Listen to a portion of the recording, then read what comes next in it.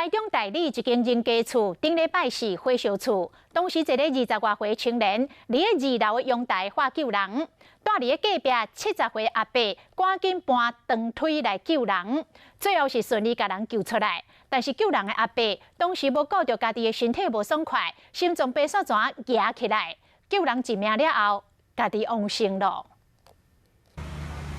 听过2楼发生火灾，消防队到现场赶紧救火。原本有一位20外岁男子，伊受困伫2楼的阳台，是住伫隔壁70岁阿伯。伊发现到，赶紧走回去厝，举长腿来救援。想袂到，虽然顺利有人救起来，不过阿伯突然间心脏病发作，送医不治。 监视器翕到阿伯最后的身影，当时发现隔壁咧倒火，伊走出来查看，迄个时阵就感觉身体无爽快，伊手拢摸伫胸坎仔，不过也是无顾家己。你救人较要紧，若是搬长腿来，还阁救水讲灭火。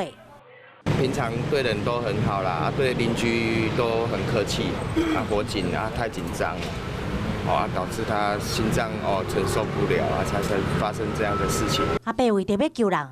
家己说因为心脏病发作死亡，代志发生了伤突然啊，家属拢真唔甘。但是伊热心助人的精神，好厝内人嘛感觉真光荣、真感动。